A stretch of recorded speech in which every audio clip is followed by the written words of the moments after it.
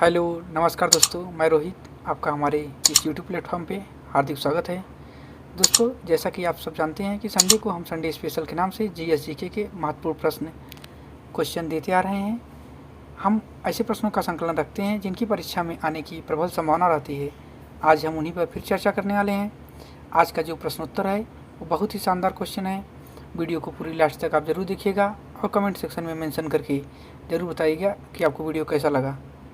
चलिए हम देर न करते हुए अपनी वीडियो को स्टार्ट करते हैं। आज के सेशन का पहला क्वेश्चन, देव नाम प्रिय नाम किसे दिया गया था? इसका जवाब है अशोक। अशोक को देव नाम प्रिय के नाम से जाना जाता था। आपको बता दें कि भाब्रू अभिलेख में अशोक को प्रियदर्शी, जबकि मस्की के अभिलेख में अशोक को बुद्ध शाक्य कहा गया है। आपकी जानकारी के लिए बता दूं कि अशोक मौर्य सम्राट बिंदुसार के पुत्र थे। अशोक का राज्याभिषेक 269 ईसा पूर्व में हुआ था। नेक्स्ट अगला क्वेश्चन, अशोक के प्रधान शिलालेखों में सबसे बड़ा शिलालेख है। इसका जवाब है 13वां शिलालेख। 13वां शिलालेख जो है अशोक के प्रधान शिलालेखों में सबसे बड़ा शिलालेख है। इसके बारे में बता दें, सम्राट अशोक के कुल 14 शिलालेख प्राप्त हुए हैं, जिसमें 13वां शिलालेख जो है सबसे बड़ा है। 13वें शिलालेख में ही कलिंग के विजय का उल्लेख मिलता है। नेक्स्ट अगला क्वेश्चन, विक्रम संवत कब प्रारंभ हुआ था? विक्रम संवत का प्रारंभ हुआ था, विक्रम संवत का जो प्रारंभ हुआ था वो 57 ईसा पूर्व प्रारंभ हुआ था। एग्जाम में अक्सर पूछा जाता है कि विक्रम संवत जो है इसके प्रणेता कौन थे? विक्रमादित्य थे। साथ ही साथ आपकी जानकारी के लिए और बता दें, शक संवत जो था उसका प्रारंभ 78 ईस्वी में हुआ था। इसके प्रणेता कनिष्क थे। और हिजरी संवत 622 ईस्वी में इसके प्रणेता मोहम्मद साहब थे, पैगंबर। नेक्स्ट अगला क्वेश्चन, पाल वंश का पहला शासक कौन था? इसका आंसर है गोपाल। गोपाल जो था पाल वंश का पहला शासक था। गोपाल एक योग्य शासक था। गोपाल ने 750 ईस्वी से 770 ईस्वी तक शासन किया था। उसने ओदंतपुरी अर्थात बिहार शरीफ में एक मठ का निर्माण कराया था।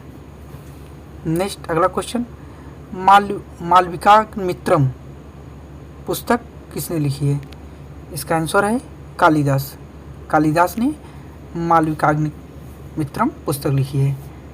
दोस्तों, हम आपको कुछ महत्वपूर्ण प्रश्न पुस्तक और उनके लेखक के नाम बता रहे हैं, आप उन्हें ध्यान से सुनिएगा। अभिज्ञान शाकुंतलम और रघुवंशम दोनों पुस्तकें कालिदास के द्वारा लिखी गई हैं। पंचतंत्र विष्णु शर्मा के द्वारा, महाभाष्य पतंजलि के द्वारा, अष्टाध्यायी पाणिनि के द्वारा, गीत गोविंद जयदेव के द्वारा, पृथ्वीराज रासो चंद्रवरदाई के द्वारा। आप इन सब पुस्तकों को देख लीजिएगा, इनके राइटर के नाम देख लीजिएगा। एग्जाम में एक पुस्तक उनके राइटर का नाम पूछा जाता है।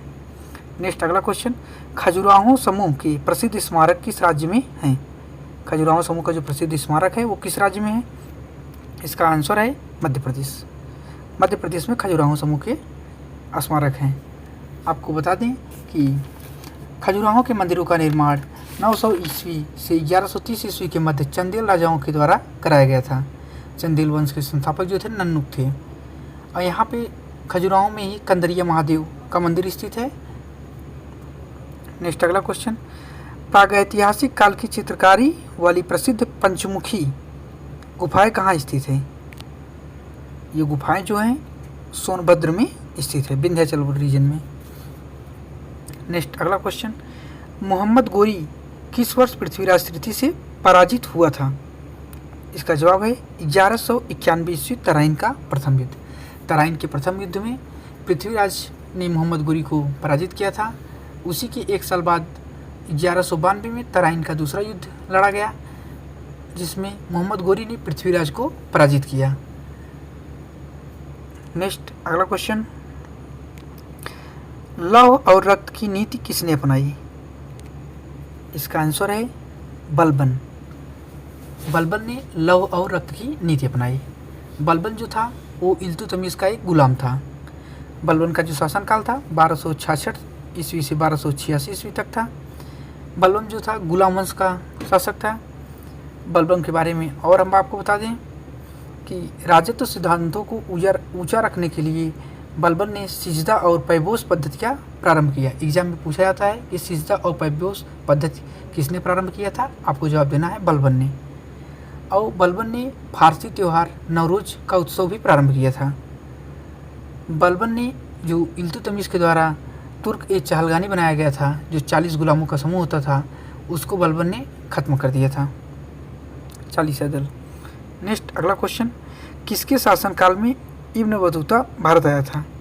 इसका जवाब है मोहम्मद बिन तुगलक। मोहम्मद बिन तुगलक के शासनकाल में इब्न बतूता भारत आया था। मोहम्मद बिन तुगलक जो थे तुगलक वंश से संबंधित थे। आपको इब्न बतूता के बारे में बता दें कि इब्न बतूता 1333 ईस्वी में भारत आया था। वह मोरक्को अफ्रीका का निवासी था। पूछा जाता है कि इब्न बतूता कहाँ का निवासी था, तो आपको जवाब देना है मोरक्को का निवासी था। मोहम्मद बिन तुगलक ने उसे दिल्ली का काजी नियुक्त किया था। और इब्न बतूता ने अपना जो यात्रा वृत्तांत है वो रेहला नामक ग्रंथ में लिखा है। पूछा जाता है कि इब्न बतूता द्वारा लिखा गया ग्रंथ या यात्रा वृत्तांत, आपको बताना है रेहला है। नेक्स्ट अगले क्वेश्चन पे चलते हैं। संविधान सभा में उद्देश्य प्रस्ताव किसने रखा था? संविधान सभा में उद्देश्य प्रस्ताव किसने पेश किया था? इसका जवाब है पंडित जवाहरलाल नेहरू। पंडित जवाहरलाल नेहरू ने संविधान सभा में उद्देश्य प्रस्ताव पेश किया था। बी.आर. अम्बेडकर जो थे वो प्रारूप समिति के अध्यक्ष थे और बी.एन. राव को संवैधानिक सलाहकार नियुक्त किया गया था। नेक्स्ट अगला क्वेश्चन, भारत जैसे देशों के लिए उपयुक्त संघवाद का श्रेष्ठ स्वरूप क्या है? भारत जैसे देशों के लिए उपयुक्त संघवाद का श्रेष्ठ स्वरूप जो है वो सहकारी संघवाद है। जी ऑस्टिन के अनुसार भारत का संविधान जो है सहकारी परिसंघी संविधान है। और एक लोग का महत्वपूर्ण कथन है, आप उनको याद कर लीजिएगा कि केसी हुइयर के अनुसार भारत का संविधान अर्धसंघी संविधान है। एग्जाम में पूछा था भारत के संविधान को अर्धसंघी संविधान किसने कहा, आपको जवाब देना है केसी हुइयर ने। नेक्स्ट अगला क्वेश्चन, संविधान सभा का प्रथम अधिवेशन कब हुआ था? इसका जवाब है 9 दिसंबर 1946 को संविधान सभा का प्रथम अधिवेशन हुआ था। इसी प्रथम अधिवेशन में डॉक्टर सच्चिदानंद सिन्हा को प्रथम अस्थायी अध्यक्ष नियुक्त किया गया था। उस समय डॉक्टर सिन्हा संविधान सभा के सबसे वरिष्ठ सदस्य थे। पुनः 11 दिसंबर को संविधान सभा की अगली बैठक हुई। उसमें डॉक्टर राजेंद्र प्रसाद को निर्विरोध संविधान सभा का अस्थायी अध्यक्ष नियुक्त किया गया। नेक्स्ट अगला क्वेश्चन, संविधान सभा द्वारा भारतीय संविधान को कब पारित किया गया था? इसका जवाब है 26 नवंबर 1949।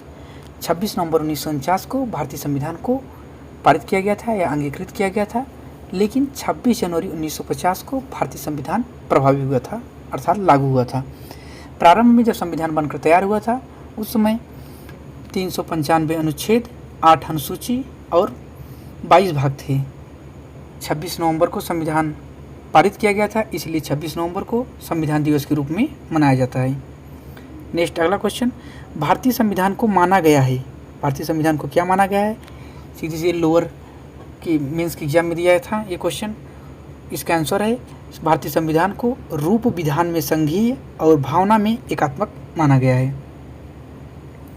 नेक्स्ट अगला क्वेश्चन, भारतीय संविधान सभा में कुल कितनी महिला सदस्य थी?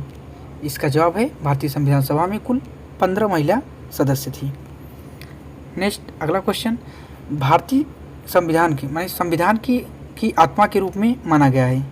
संविधान की आत्मा के रूप में किसे माना गया है? इसका जवाब है प्रस्तावना। प्रस्तावना यानी प्रियम्बल। प्रियम्बल को संविधान की आत्मा के रूप में माना गया है क्योंकि इसमें संपूर्ण संविधान का मूल निहित है। संविधान सभा के वरिष्ठ सदस्य थे ठाकुर दास भार्गव ने प्रस्तावना को संविधान की आत्मा कहा है। नेक्स्ट अगला क्वेश्चन, शिक्षा का अधिकार एक मौलिक अधिकार है जो कि संबंधित है।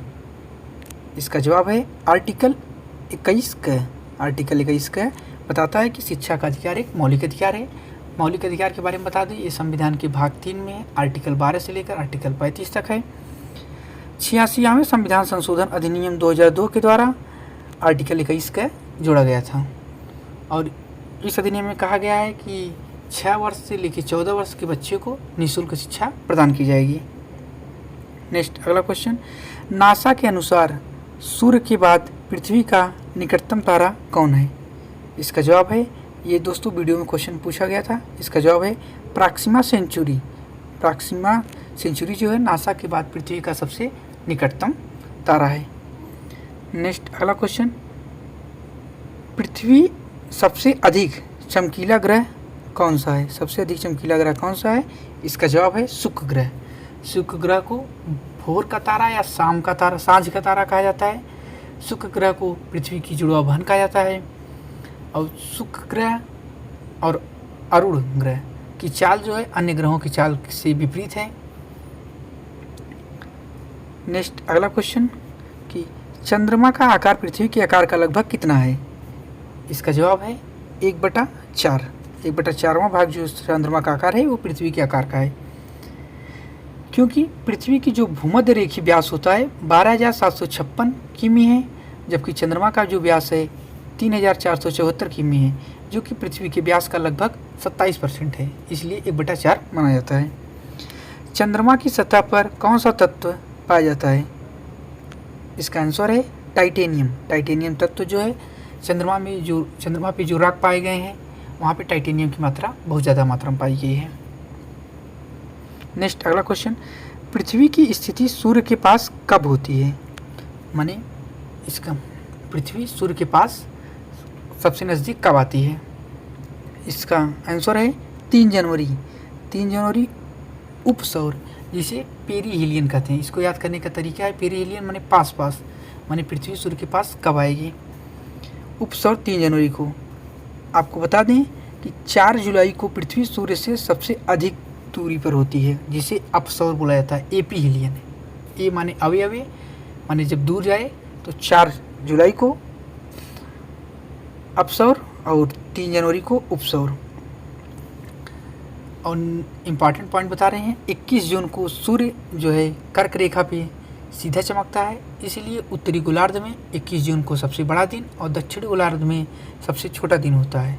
इसी के विपरीत 22 दिसंबर को सूर्य मकर रेखा पे सीधा चमकता है, इसलिए दक्षिणी गोलार्ध में सबसे बड़ा दिन 22 दिसंबर को और उत्तरी गोलार्ध में सबसे छोटा दिन 22 दिसंबर को।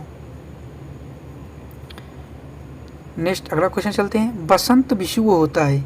अगले साल पेट के एग्जाम में यही क्वेश्चन आया था, बसंत विषुव कब होता है? इसका जवाब है 21 मार्च को। 21 मार्च को बसंत विषुव होता है। आपको बता दें दोस्तों, 21 मार्च को बसंत विषुव व 23 सितंबर को शीत विषुव होता है। विषुव क्या है कि जब सूर्य भूमध्य रेखा पर सीधा चमकता है तो वही विषुव बोला जाता है। जब सूर्य भूमध्य रेखा पर चमकता है तो दिन रात बराबर होते हैं, अर्थात 21 मार्च और 23 सितंबर को दिन रात दोनों बराबर होते हैं। नेक्स्ट अगला क्वेश्चन, दुनिया को कुल कितने टाइम जोन में बांटा गया है? इसका जवाब है 24 टाइम जोन। वीडियो के एग्जाम में क्वेश्चन पूछा गया था। आपको बता दें टाइम जोन क्या है। टाइम जोन किसी स्थान का मानक समय होता है। भारत के टाइम जोन का निर्धारण जो है 82.5 अर्थात 82.5 डिग्री पूर्वी देशांतर से किया जाता है, जो कि 82.5 डिग्री जो है प्रयागराज के नैनी से होकर गुजरता है। सबसे अधिक टाइम जोन वाला देश अगर पूछा जाए तो आपको बताना है फ्रांस। फ्रांस में 12 टाइम जोन है और रूस में 11 टाइम जोन है। नेक्स्ट अगला क्वेश्चन, हिंद महासागर में स्थित सबसे बड़ा द्वीप है?